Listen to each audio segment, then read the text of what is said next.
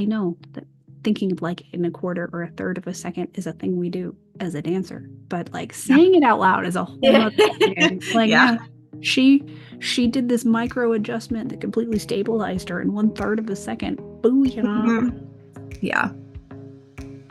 Hello and welcome to another zany episode of Nerdy West Coast Swing, the podcast with pixels where the anchors are out of this world and the points don't matter. We are here to help train your eyes so you can learn faster and dance better. I'm Cassie Winter. I'm Alicia Marshall. If you're wondering who are we to be analyzing these pros, Cassie and I both have extensive training and experience in both partnered and solo dancing. I don't remember what our years are. 25 and 27. I think so. There's that. I'm excited. I hit the great big old 25.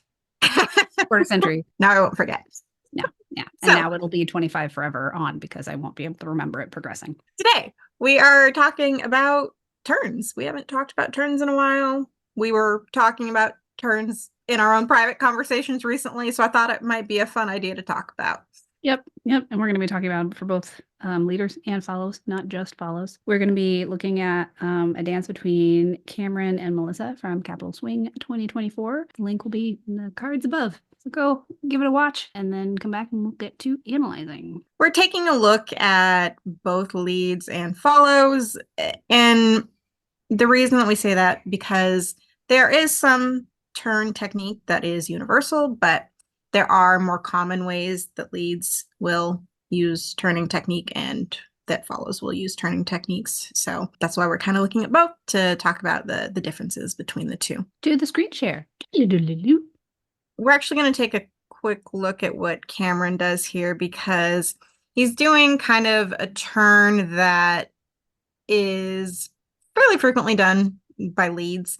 And the reason is because they're traveling like a good distance. So he's doing kind of a step as he's turning rather than actually rotating on the foot much. And this technique it's fine if this is the type of rotation that you're wanting to achieve, which is that like slow rotation, as opposed to the type of rotations that follows will do more, which is that quick rotation. And you want to do that more evenly weighted rather than how he's doing it, which is kind of stepping through it. But again, that's a fine technique for leads. It's a slower way to move through a rotation. So it doesn't tend to be as efficient for follows to use. Did you want to say something? Sorry. Yeah. And I just wanted to highlight what he's doing with the connection because he's still creating a post for Melissa because she's able to play off of it, which means he's having to move independently around their handhold so as not to affect her. So he's basically encouraging her to not travel as much as possible while he's doing that. And then I didn't know if this is something you wanted to highlight, but this turn right here, it's like initiated with the feet, but most of the power actually comes from his upper body, it feels like. One of the things when you're learning basic turn technique just as an individual is how much head weight plays into how much you turn. The exercise that I was taught and that I now teach is learning how to do just a quarter turn and then a half turn, and then adding a spot to a half turn gets you a full turn. You don't actually have to add more energy to your initial turn to get all the way around. You're simply adding your head weight to it. Obviously, for any kind of dancing in general, you need to have kind of two aspects, which is the direction and the momentum. And for follows, a lot of times one or even both will be initiated by the lead. You have to have solid technique for that. You have to be able to sit back and ground yourself in order for the leads to be able to do that for you. And this is a good example here of him kind of helping with both of the direction and the momentum, because you can see he has both hands on her, and so he's rotating her as she's switching her weight back to forward. And she's helping as well because she's kind of prepping herself. So she's prepping herself with her arms and then closing them up, which gives some kind of added momentum to it. The momentum that he's getting is from kind of breaking her from moving backwards and then bring her forwards again. So this is really one that's more initiated by him than by her. And there are turns that as follows, you should more allow your leads to move you through. And this is kind of one of those. Mm-hmm. Then I want to add, like, one of the important skills to develop as a leader is to be able to differentiate whether you're leading a follow to travel or not during their turn. So it's really clear through the connection what you want from the follow, because not only does that make it so your follow doesn't have to think as hard, but mechanically it makes more sense for the follow's own prep and turn and follow through if the leader is facilitating that correctly.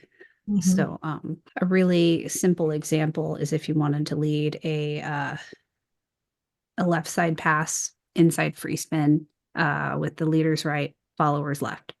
The basic of that pattern is encouraging the follow to travel. Now, as a leader, can you differentiate and lead a follow to travel? And can you lead them to actually spin on one foot in place after count 2? Because what I see happening is, because this is a dance based on a follow traveling up and down the slot, that becomes the follow's default. And it becomes then harder to lead them to spin in place, but that also means that the leaders aren't actually leading the traveling. And it's just this whole chicken or the egg situation. It's just creating chaos. So learning how to differentiate those two things as a leader is really powerful. Because it's kind of similar to that first one of him we were looking at. But there's a little bit more rotation, and he's kind of using his hips a little bit more in this one. Yeah, but And I see his foot. his right foot. He's kind of throwing his right foot to initiate that rotation, which is then creating a tether from his foot all the way up to his head.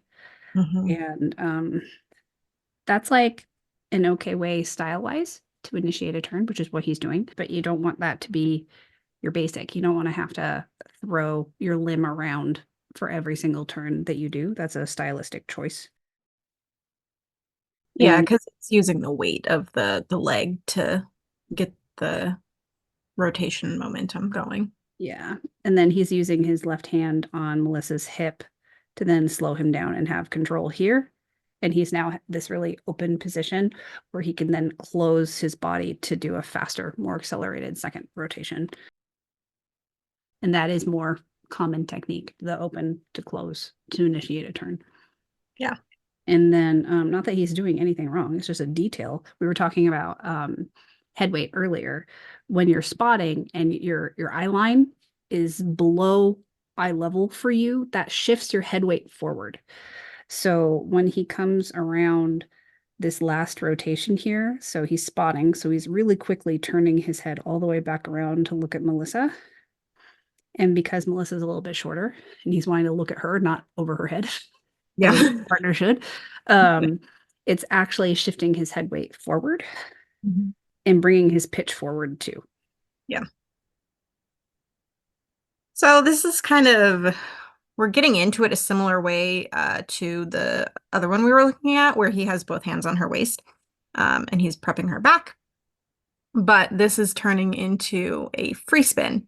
And so because of that, Melissa's having to take the momentum that he's initiating for her and continue it herself. So you can see she's doing something different with her arms this time, where she's closing them and kind of dropping them in. Because the other one, she was out and up.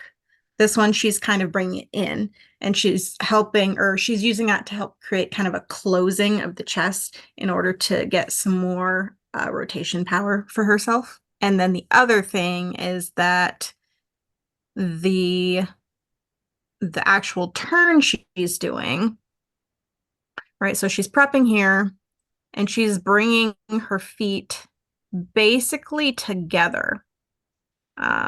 And she's kind of switching the weight as she's rotating. And it looks like she expected him to just be a hair further away from her when she closed her feet.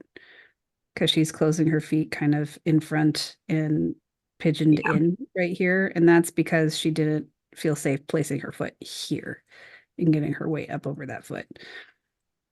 So that was just like a really fast micro adjustment to Yeah. not hit him or get too close. Hmm. And And that's that's the something, other part of why she brings her arms in. yeah. And that's something to consider as a lead. So while he is technically, he knows he's not going to hit her right here with this arm styling, Hmm. with the right arm. Like the follow doesn't know for certain. All they see is a hand coming towards their face really fast. Hmm. And then, like, if they're spotting a follow, can maintain eye contact on that. But it's already too late. The follow will have had to have made a choice about where to place their feet at that point in time. What you can do as a leader is keep your arms closer to your ears, for example, go higher. So you're like bringing your hands into your space instead of the shared space or your follow space to help a follow feel a little bit more comfortable. So this is one of those things like if you're not at the champion level, you have to think critically about what you're seeing is you have to ask, is that something that's available to me or not? And Yeah. this is Cameron and Melissa. So it's more okay. Whereas if it's like too intermediate or even too advanced dancers, that might not end well or end up looking as good. Hmm. Harder to make those micro adjustments. Yeah. So Cameron's basically doing an unwind kind of turn. So he's placing his left foot behind and both of his feet are turned out. So all he has to do is kind of like press into the floor equally with both feet to unwind and end up on the other side. And he's using his arms to add not only styling, but some acceleration. So that way he's finishing in this position and his right leg can kind of swing out behind him. Not quite a ronde, but very similar. Yeah, so this is kind of one of the ways that you can initiate turns, which is basically pressing through the floor to rotate yourself.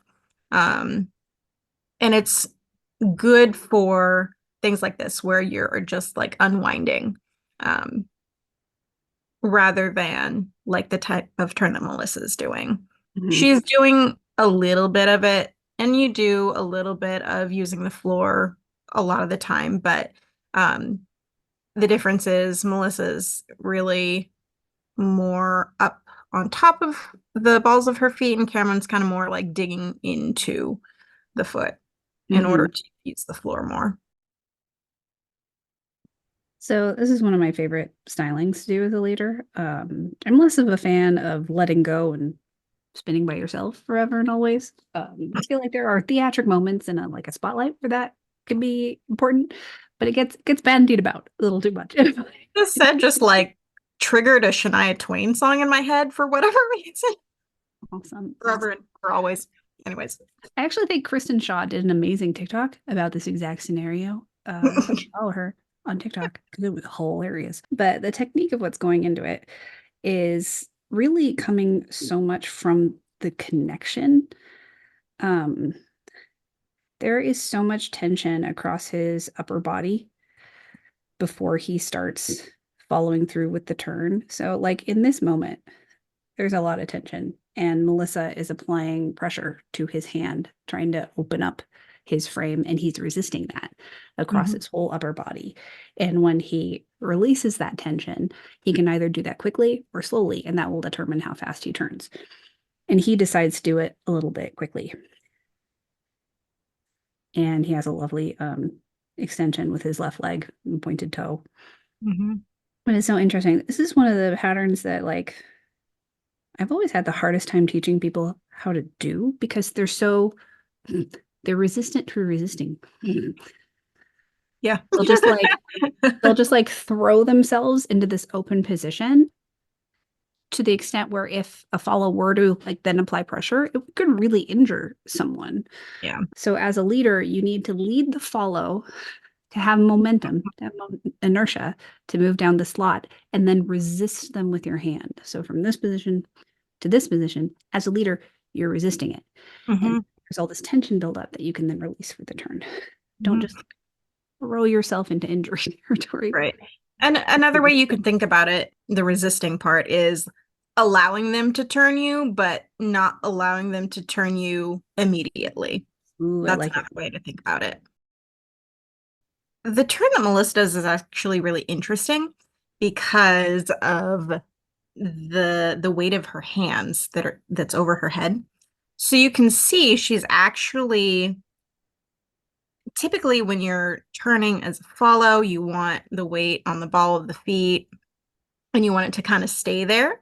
But she actually transfers it ever so slightly into her heel because of the way that she is weighted. So she has the one foot out, but her hands are like up over her head. And because she has one foot out versus two hands up going backwards, it's not quite equally weighted. So she is, rather than able to stay over her ball of her foot, she is making the weight a little bit further into the heel for a moment while it's kind of going over her head, passing over. And you can see that she's rotating on that heel for a second.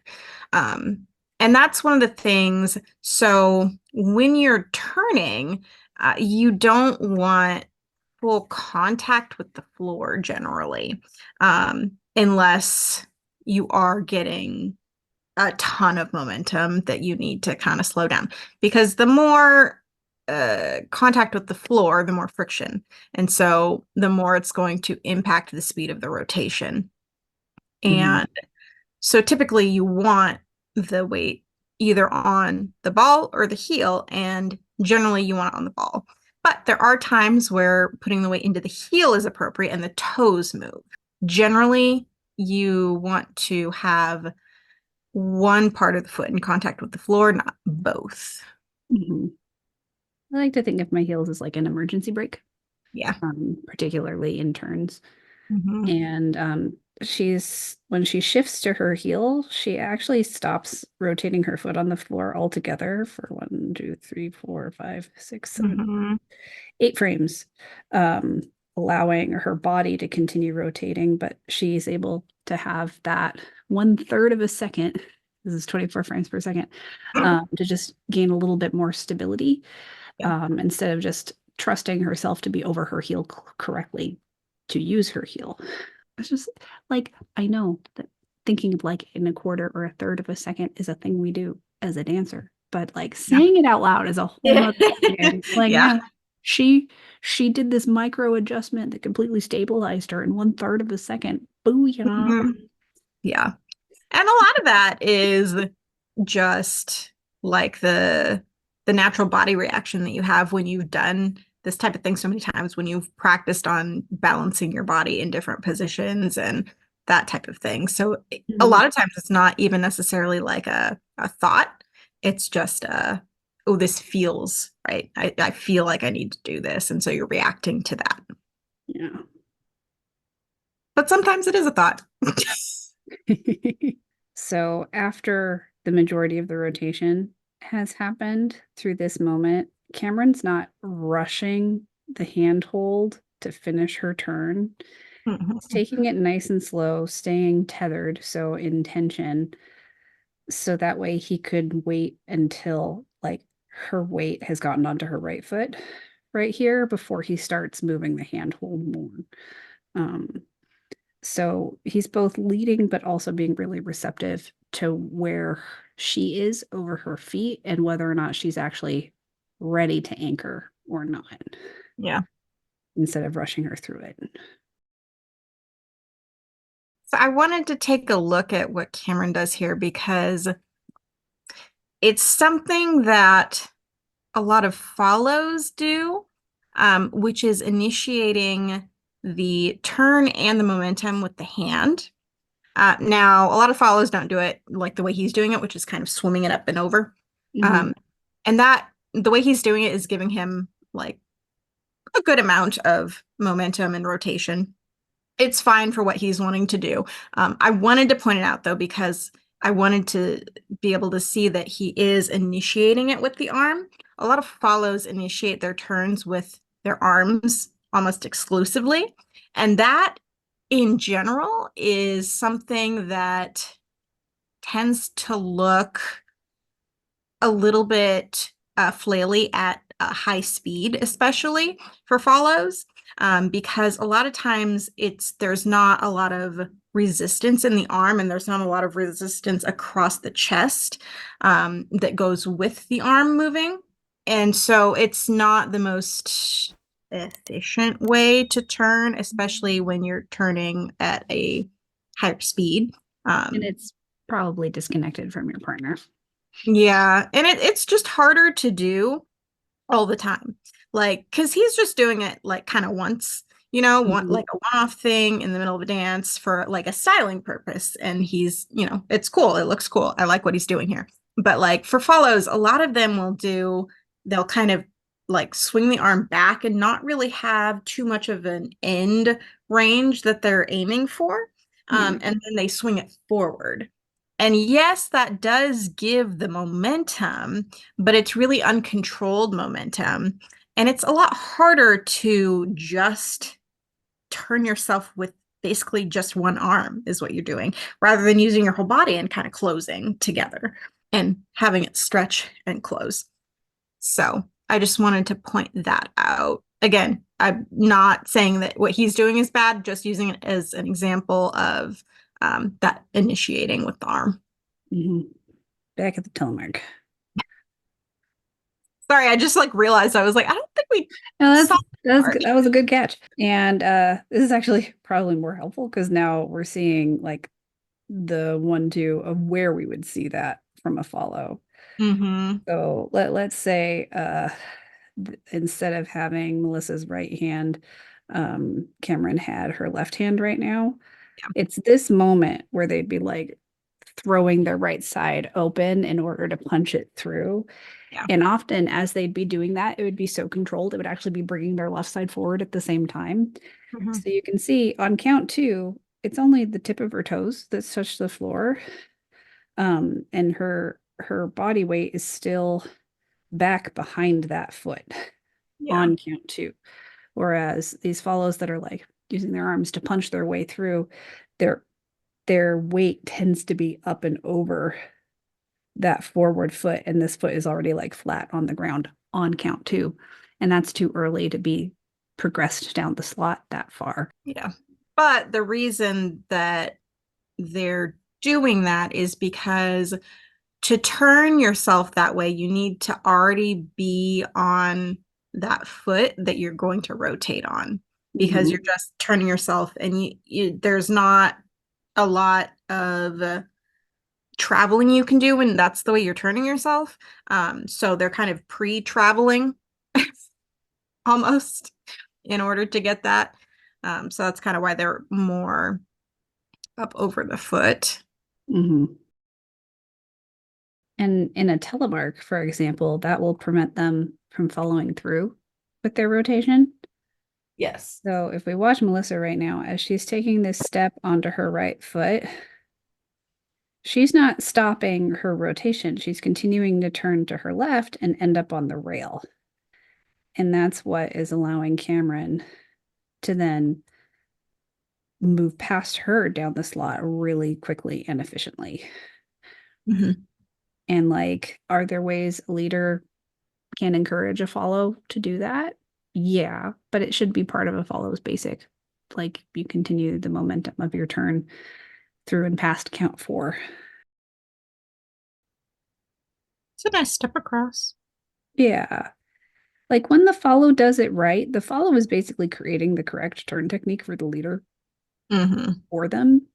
Um, and I think that is in part one of the reasons why leaders don't really get basic turn technique is because the context in which a leader turns is often dependent on the follow in a unique way. And so there's less distinction between this kind of thing where the follow is basically creating the correct prep and technique for them versus the other things we've been looking at, whereas it's all his job all the Mm-hmm. time. So it's kind of like what I was saying for follows, where you need that momentum and direction. A lot of times you get that from your partner.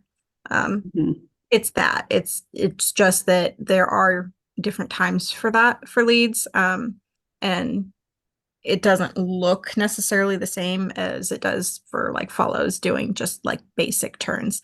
Um, Mhm.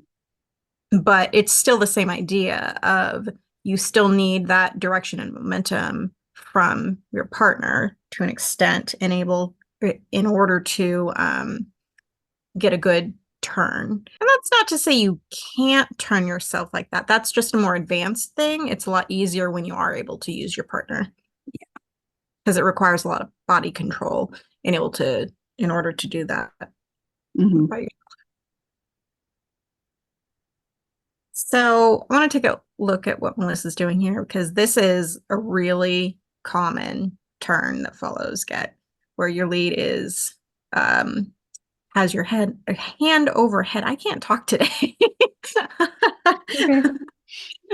Has your hand over your head, and they're really using their hand in order to turn you.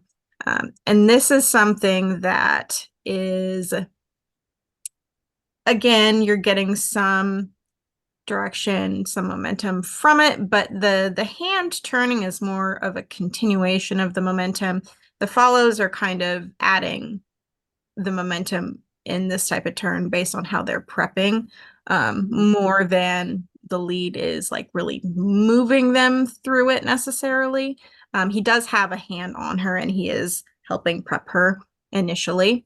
Yeah, And that first step, or yeah. I guess it would be count two, of bringing her forward onto her left foot, making sure that her left side is coming forward. That is the prep that then gets released. If you don't have the follows left side coming forward with their foot, they're probably not going to turn, or they're going to bail and do their own thing. Right.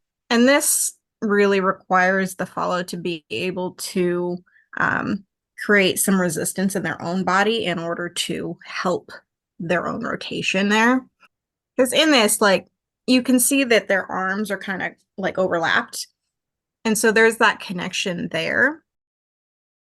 And if the follow doesn't do their part, you're not gonna get a good turn out of it. Mm-hmm. You, in theory, can still turn them, but it's not going to be one that you can really control well. Yeah.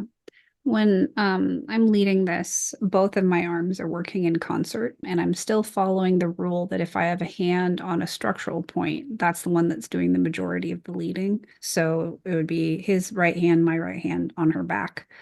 But for this pattern, if a follow is following it correctly, not only have they let me drawn their left side forward towards me, they're also creating tension in the open hand hold. So what happens is I release the tension in the closed position, which is then I don't have my right hand on their back anymore, but I still have tension in that open hand hold, because basically releasing the closed position hand will probably get me like half a turn, maybe half to one turn, but I can add just a little bit more energy with that open hand hold to follow through and finish the turn, because this Mhm. is 1.5 rotations, I believe. Can I count? Yes, it's 1.5. Okay. So like both of my hands are working in concert. But when I have a follow that, first of all, if they don't let me bring their left side forward and they just come forward as one piece, I'm probably not going to turn them at all. I'm going to abort. But if they let me bring their left side forward, but they don't apply tension to the open hand hold, I'm going to end up having to lead the entirety of that 1.5 rotations with the closed position hand. And that's when you get a chicken wing. It becomes a more violent, like, yeah, get off my arm, Yeah. which like it works, it gets the job done. It helps a follow who doesn't know as much yet get through the pattern. But at the higher levels, both hands work in concert. Yeah. And then I also wanted to talk about what Melissa's feet do when she's actually turning. It's interesting. So, because they're traveling in this, it's a little different because she's doing quite a bit of traveling. And so, a lot of times when you're doing some traveling, but you're not doing a lot of traveling, as a follow, you'll want to just bring your feet kind of together almost. You'll do the same thing she's doing, which is rotating partially on one foot, rotating partially on the other foot, rotating partially on the other as you're stepping. But it's a little bit faster transition because when you're traveling us, the turns tend to be a little bit faster.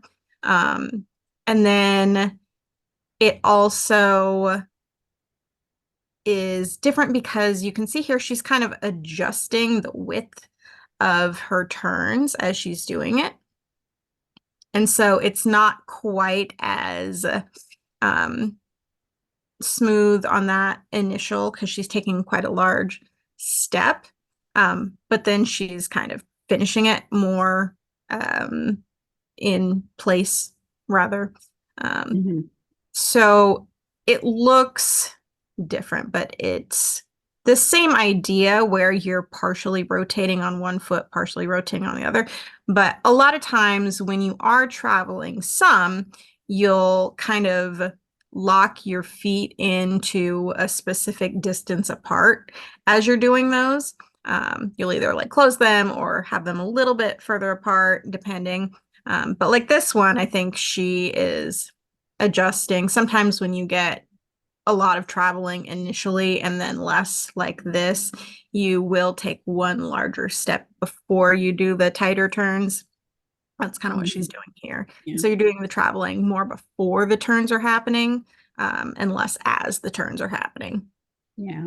And the reason she's getting such a big lead is because of his giant step back with his left foot right here. Yeah. And not only is it a large step back, but then he progresses past it on his two. So he gets another step backwards instead of like collecting underneath him. Right.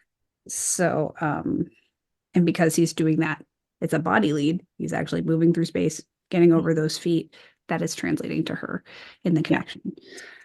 Yeah. And that is also to say that he's probably intentionally doing that because this is a spotlight and he's traveling the floor, wanting to diagonally travel the floor. So he's accelerating to this moment right here.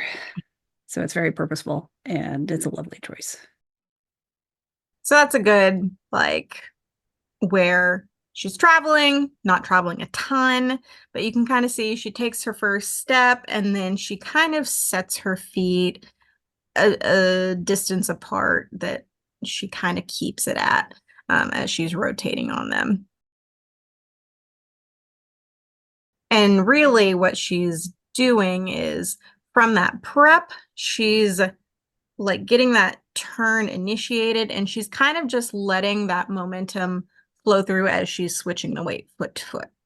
Like she's not trying to turn herself necessarily. She's adding to it by bringing the arm across, but the prep is mostly coming from her left side. Yep. And she's not flailing. So this is the correct use of open and closed arms. Yeah. Yeah. You could see like she's placing the arm back and it's not really far back. It's kind of slightly past her side, like at an angle, but she's placing it and then pulling it in, which the pulling it in is the important part to add to the rotation, to add to the momentum.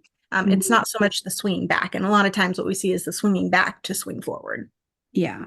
It's a difference between like, I feel like the word pulling in is really important because it does feel like there's this long rope that you can pull on. Whereas when you're flailing, you're like punching open and you're punching closed. Yeah. And the energy is originating from that open hand. Right. Whereas when you're pulling, the energy is originating from the connected hand. Right. And also a lot of times follows, you'll see it with slower songs where they're bringing it like lengthening the arm out and having it like Melissa has it there, which is more extended. But when a lot of times when they're dancing faster and they're still using that same like tossing technique, it gets a little bit more T-Rexy because they don't have that whole same amount of time to cover the distance. Yeah. But you don't get as much power with that. So typically they will use the arm in conjunction with like either stepping to turn or like pressing through the floor more rather than allowing the partner to prep and release. Yeah, so this is the same thing for Melissa that we were just looking at, where she's taking a large step initially to travel, and then she is kind of locking the feet in position. And this one, even more so than the first one, she's just kind of keeping both of the hips and the feet more or less straight forward, and not really letting them rotate on their own. That's another important thing. A lot of times people will allow the hip joint to rotate, or the feet to stay in place as they rotate away from it. Yeah. Oh, like the foot's on the floor, the leg is there, and those don't move, but the whole pelvis on top of that femur moves, and the body goes this way. It goes away from it. Owie, owie. Which is hard and also painful a lot of times. Yeah. Yeah. Not good for your hips. And that's I think I mentioned earlier, like using the hips to turn. That's kind of that, where you're like releasing the hip and then kind of closing it in order to turn. It's not as effective. And again, these things that I've been saying, like giving examples of bad things per se, are not like, it's not that you can't do rotations that way. It's just harder and it's less efficient. So you're going to be more tired by the time you're done. Yeah. A good thing to consider is if you're fine on medium or slow songs, but you really struggle with fast songs, regardless of role, that's indicative that your bass technique is not as efficient as it could be. Yeah. I am speaking from experience. Yes. I really like that choice at that point in the music of him to step over her. Any sort of neck roll as a follow is complicated by the question, will your leader create the space for you or not? Yeah. Because ideally, sending your head slightly towards your ear, rolling your chin down, and then moving your head back up towards your ear should not shift your center too far away from over your foot. That is the goal. It should just be like when you combined with a turn. But depending on how the leader is leading it or the skill level that they're at, as a follow, you might end up actually having to collapse your rib cage a little bit forward, which does shift your weight forward, which will I was going to say the F word, which will mess with your balance. It's YouTube. Y'all, I got to censor myself because YouTube is mad. But then because it's another chicken or the egg situation, because not enough leaders lead it well, then follow a lot of newer follows or less advanced follows. That is their basic. Or if they're just tall, like me, that is their basic. Because I'm like, I'm not sure anyone. I think there are like two people I trust. One is 6.5 feet tall. The other is Miles Monroe. So no one has any excuse because Miles Monroe can lead me in perfect neck rolls. Thank you for coming to my TED Talk. We need to have him back on. We do. As a follow, it is important to remember that the basic, you should not be actually shifting your weight forward.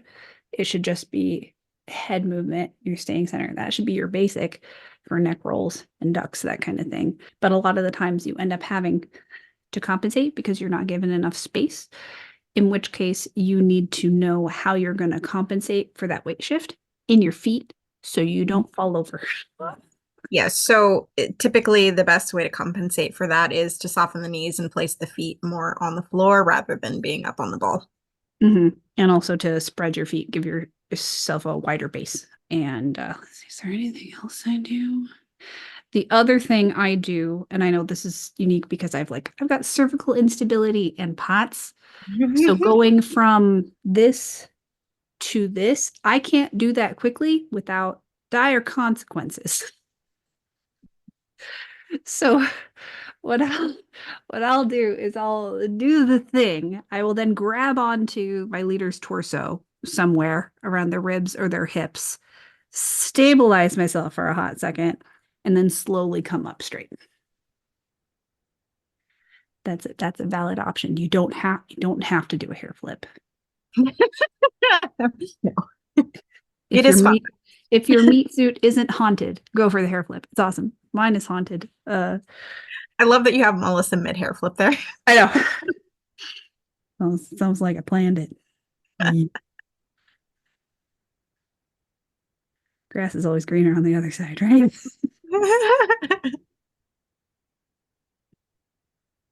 Because this is a good example of right here when Melissa closes her feet, she's rotating on basically one and then shifting it really fast. But it looks like she's basically rotating on them at the same time.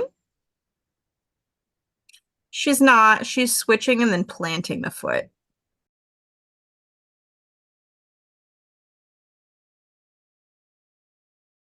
Like the shell game, you'll miss it if you're not paying enough attention. Yeah. Melissa kind of finishes the rotation with weight on both feet, rotating them together slightly, but it's just a shift of the heels from like angle to angle. It's not like a full rotation on both feet at the same time. Mm-hmm. So I think I just want to wrap up by saying that like the techniques we're talking about are just the best ways to make your dancing more efficient. Not to say that you can't do the other things we were talking about. It's just not, you'll expend more energy. It's less controlled a lot of the times. There are some times that certain things that you might not normally do are appropriate. Like if you're wanting to style something a certain way for, one thing or whatever.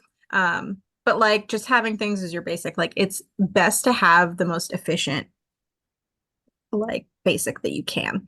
And then you can add or adjust as you're going on in each dance. But having things that are less efficient as basic, it's not fun, quite honestly. Yeah, yeah.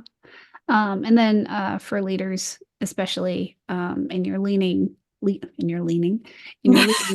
how to be proactive about, are you leading the follow to travel while they turn, or are you leading them to spin in place?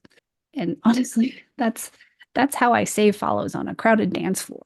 Because I, in a split second, could be like, oh, if they travel, they will die. I'm going to have them stay here. So it's very helpful late night skill, in addition to being just good dancing.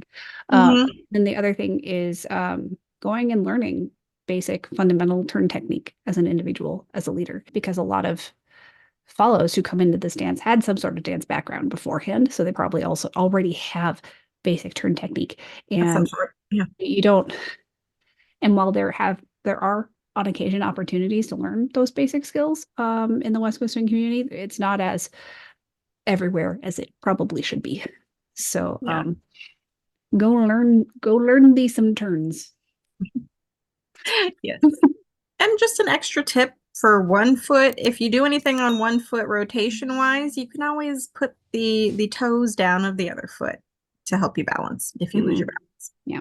And if you haven't seen it, we did an entire video on one foot turns ages ago. It's one of our most popular ones. Yeah, I highly recommend. Cool. Well, thank you so much for joining us. We will be back again sometime. Wish Alicia happy birthday. Because it's her birthday this week. I think once this goes up on YouTube, it will have already happened. But still wish her happy birthday in the comments. Thank you very much. Okay, thanks. Bye.